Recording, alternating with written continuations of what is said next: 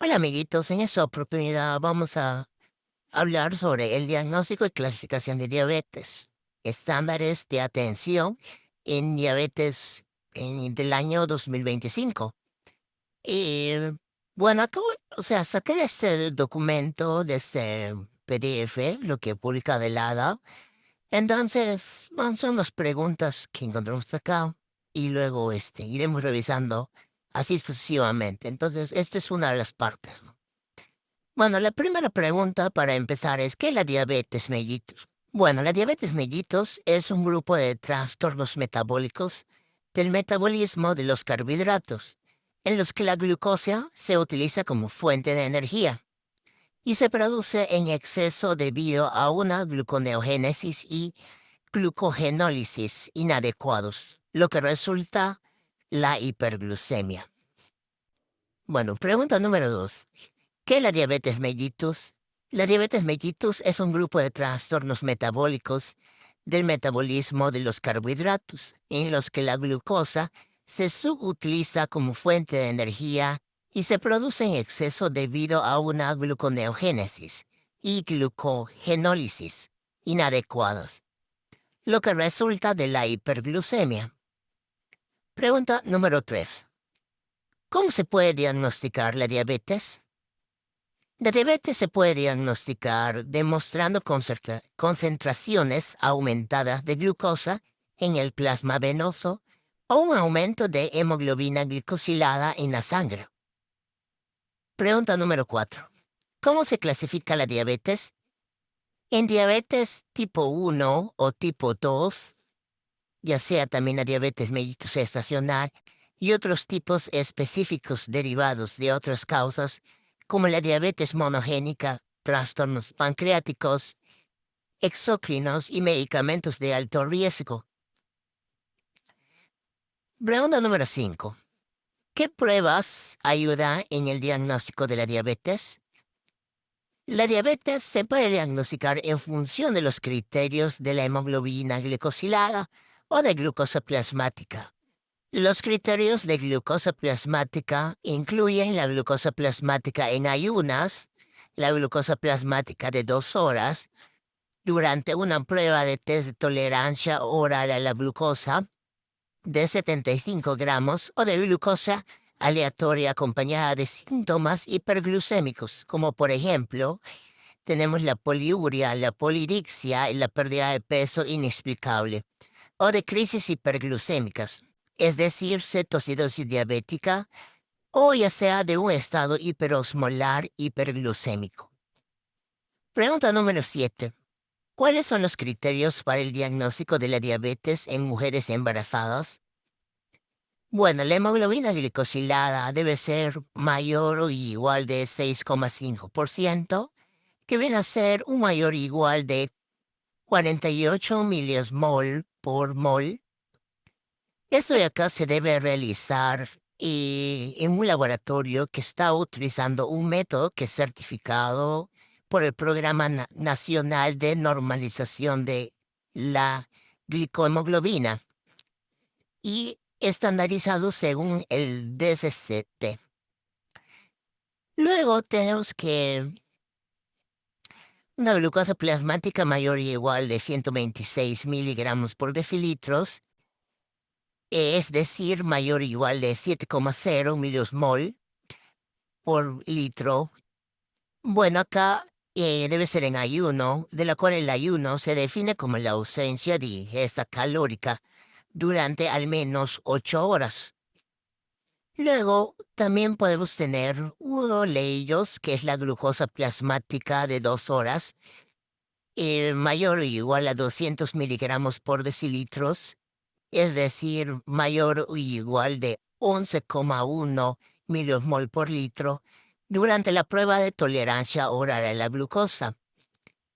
Esta prueba debe realizarse según lo descrito por la Organización Mundial de la Salud, utilizando una carga de glucosa que contenga el equivalente a 75 gramos de glucosa anhidrida disuelta en agua. O también en un individuo con síntomas clásicos de hiperglucemia o crisis hiperglucémica, una glucemia plasmática aleatoria mayor o igual de 200 miligramos por decilitro. Aleatoriamente se considera cualquier momento sin tener en cuenta el tiempo transcurrido desde la última comida que tuvo el paciente. Bueno, acá menciona un punto muy importante que es, en ausencia de la hiperglucemia inequívoca, el diagnóstico requiere dos resultados anormales de diferentes pruebas que puedan obtenerse al mismo tiempo, ya sea, por ejemplo, la hemoglobina glicosilada o la glucosa, o la misma prueba en momentos diferentes. Pregunta 7. ¿Cuáles son las recomendaciones de la diabetes? Bueno, en el primer punto tenemos que el diagnóstico de la diabetes según criterios del ADA o de glucosa plasmática. Los criterios de glucosa plasmática incluyen glucosa plasmática en ayunas, la glucosa plasmática a las 2 horas, durante una prueba de tolerancia a la glucosa oral de 75 gramos o la glucosa aleatoria acompañada de crisis o síntomas hiperglucémicos clásicos.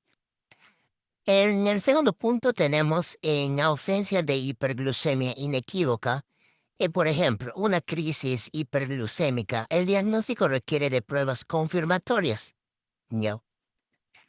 En el punto número 8, que tenemos cuáles son las pruebas adecuadas para la detección del diagnóstico de la diabetes, tenemos que la glucosa plasmática en ayunas, la glucosa plasmática a las 2 horas y la hemoglobina glicosilada son apropiadas para la detección y el diagnóstico. ¿Y en qué personas puede identificarse la diabetes? En cualquier parte del espectro de escenarios clínicos, ya sea en personas aparentemente de bajo riesgo que se hacen una prueba de glucosa, en personas examinadas en función de la evaluación de riesgo de diabetes o en personas asintomáticas. Ya. Pregunta número 11. ¿Cuáles son los criterios que definen la prediabetes en personas no embarazadas? Bueno, tenemos una hemoglobina glicosilada que va de 5.7 a 6.4, una glucosa plasmática en ayunas de 100 miligramos por decilitros a 125 miligramos por decilitro, o ya en el caso de los millimol, que vendría a ser de 5.6 millimol por litro a 6.9 millimol por litro. Luego tenemos una prueba de una glucosa plasmática de 2 horas, ya sea de 140 miligramos por decilitro a 199 miligramos por decilitro, que viene a ser de 7,8 millimol por litro a 11.0 millimol por litro. ¿En qué casos es suficiente la medición de glucosa plasmática aleatoria para el diagnóstico de diabetes? Bueno, en el caso de lo que la persona tenga síntomas clásicos de hiperglucemia, por ejemplo, poliuria, polidixia, pérdida de peso inexplicable o presenta de crisis hiperglucémica, la medición de la glucosa plasmática aleatoria es suficiente para diagnosticar la diabetes, ya sea por síntomas de hiperglucemia o crisis hiperglucémica más aleatoria, mayor o igual de 200 miligramos por decilitros. Es decir, que también puede ser mayor o igual de 11.1 millimol por litro. En estos casos, conocer el nivel de glucosa plasmática es fundamental porque, además de confirmar que los síntomas se deben a la diabetes, informará las decisiones de manejo.